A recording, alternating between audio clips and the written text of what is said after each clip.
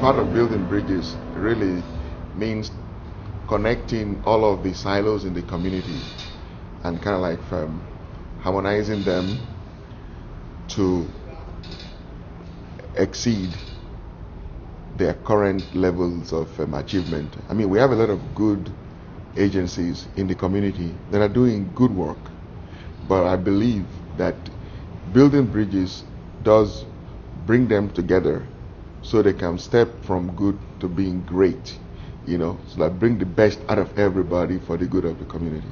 For me, building bridges that is what I think it is. And one of the first conferences that they did, I think 5 or 7 years ago, I was very involved in the nutrition part of it and food security and the kind of challenges people have. Many people can only eat from what they get from pantries. It's difficult to choose if you can't choose what you eat, how are you going to eat healthy? You can only eat what you can find. So that is what I did with Building Bridges. I think it's a good program, and this cancer awareness conference, a lot of the players there are also part of the Building Bridges coalition. So the whole idea is to actually begin to connect all of the different silos in the community and bring them a notch up.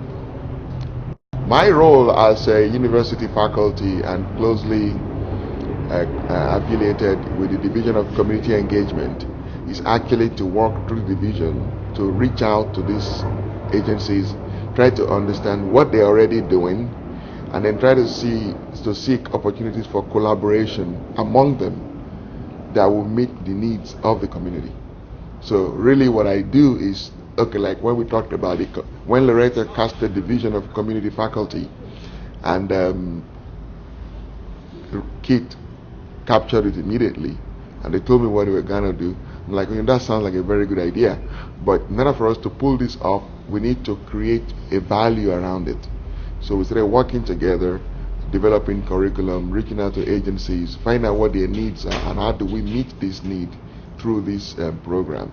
So basically what I do at the university, I am the designated institutional official for the university for community outreach and education, and I work very closely with the Division of Community Engagement to reach out, find out what people want to do, what people are already doing, and see how we can take it to the next level, which is basically improving health of the community.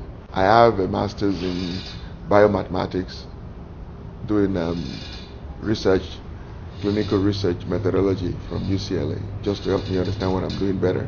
I'm an internist by trade. I have my special interest is in clinical hypertension, so that's what I do. But my passion really is in translational research towards eliminating or reducing disparities in health. I am the director of the Clinical and Translational Research Center at the Charles Drew University, the CTSI program, right? So I am the director of the Clinical and Translational Research Center of the CTSI program at UCLA and CDU. Okay, I'm also a faculty advisor to the Division of Community Engagement of the Access grant, and CTSI is also supported by Access. Under the Access grant, I am the director of the Participant Clinical Interaction Resources. You see, these are programs that help us do what we need to do. So the titles, they vary from program to program, and what you do from program to program varies a little bit, but the overall objective is the same, which is to support, sponsor translational research endeavors to eliminate or reduce healthcare disparities. THE Clinic is actually one of our community partners. Of course, I used to be the medical director of THE for a long time, but at that time I had a part-time appointment at the university. Now I'm full-time at the university. My affiliation with THE Clinic is only as a physician consultant because my patient insisted that they wanted me back there. They wouldn't see anybody else. They wanted to go wherever I was going. I was like, I wasn't going to be in practice. They said, no, you have to stay here. So I go to THE 1 half day a week to take care of my patients, and I take as few new patients as I can. But that is all my affiliation at the moment with THA Clinic. I am doing a survey at this conference called Holistic Health Survey. If you remember, holistic health includes mental health, physical health, and social health. Although they talk about social well-being, in my mind, the anchor of social well-being is in our spiritual health. And I'm not sure that we are not aware enough of the impact that we have on ourselves based on the way we relate to one another. So my holistic survey today, for instance, is looking at compassion, what people understand compassion to be, how they show it, and what it might mean for the health of the community, health of families, health among friends. So that's what I'm working on today. I already developed the scale to measure it. It's been validated. It's actually going to be published at the end of the month. So and the good thing about it is that there is this neurologist out in University of Wisconsin in Milwaukee who have developed a program to actually 30 minutes a day for 2 weeks. And the program has been shown not only to increase compassionate behavior, but it actually induces brain changes that support the maintenance of that behavior. So there is a lot of hope, because at the end of the day, when you look at it, healthcare disparities follows socioeconomics. Healthy people tend to be richer people, and less healthy people tend to be poor people.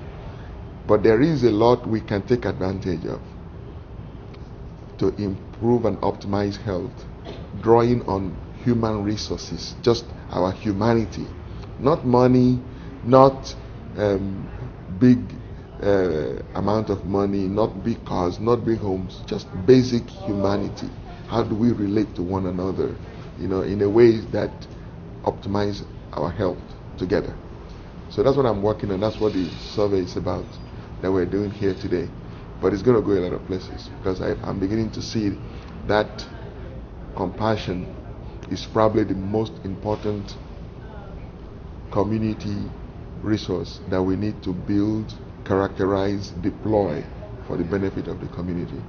Compassion in medicine, compassion in nursing, compassion in clinics, compassion on the job. You see, at the end of the day, our health is related to our living condition, our working condition, our lifestyle. Everything contributes to the stress we feel, and the stress we feel determines our health. Compassion is one way. That is, it does not cost us anything. It just requires us to take one extra step on behalf of somebody. And if we all do that, my God, think about it. A nickel is nothing. But if 1 million people donate a nickel, do you know where that can take a community? Just a little bit at a time, And that is what compassion that I'm working on right now is about. That is what I believe it can do. We just need to create awareness of compassion in the community, because I'm not sure people are fully aware of the impact of our behavior towards one another on our health. I have a lot, and I did not know this until in the clinic when I started seeing patients with elevated blood pressure that I've known for over 10 years. Blood pressure has been controlled. Then this person will show up and blood pressure will be out of control, and I'll sit them down and I'm like, why is your blood pressure so high after it's been controlled for so many years? And then they sit down and they start telling me stories. And many times it's either the one woman particularly that stands out for me was this 50-year-old Hispanic woman. She's been my patient for over 10 years. Her blood pressure has been controlled. One time she showed up with uncontrolled blood pressure. And the next thing I asked her, what's going on? It turns out her husband just died, and her son was trying to sell the house from under her. That would make anybody's blood pressure go up, And of course, I could throw more pills at her. But what I did was to invite her and her son into the clinic and let the boy understand exactly what is going on, what he's doing to his mother. They figured it out. One other time, one of my diabetic patients who's been controlled so many years just spun out of control. And I was like, what's going on at home? Well, it turns out she was living with her son, and she was the one cooking. Then the son got married, and she and the wife didn't get along. So the wife kicked the mother out of the kitchen. So she started eating whatever the wife gives. And that was the reason her diabetes was out of control. Well, I could give her more medicine, but what I chose to do was to have her come and invite the woman and the son. So the three of them came. And I asked the wife, I said, I know you don't get along with your mother-in-law, and that's understandable. We all don't get along. And I asked her straight out, but do you want her blood on your hands? She was like, what? I said, yeah, because you have kicked her out of the kitchen and she's not following her diet. Her diabetes is out of control, and it's a question of time. She will stroke out, she may have a heart attack, and she might die. And none of that would have happened if she had maintained access to the kitchen. Is that what you want? She said, no. We don't get along, but I don't really mean to hurt her. See, that changed all of that. So that was where I got my inspiration. Like, you know what? We think we get angry, we think we want to get even, but we are not fully aware of the impact of being mean to one another. It goes beyond the moment. You can be angry now, but in your anger you can do something that will create a lifelong problem for somebody else. And that may not be what you intended. So we need to be more aware. You know, compassion is not something you talk about, it's something you do. You know, you go out of your way. You just have to do it. It's a spiritual exercise that we must all commit and engage in on a daily basis. They're looking for me. Thank you. Thank you very much. And he goes on.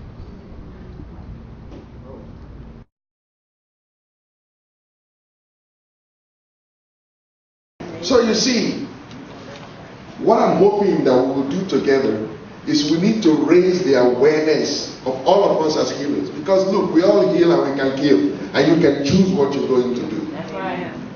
We affect ourselves in way more profound ways than we realize. Oh, yeah. I'll close with one story. I had a patient one time who's been my patient for about 10 years. And all this time my blood pressure, blood sugar had always been controlled. One time she came to see me and everything was out of whack.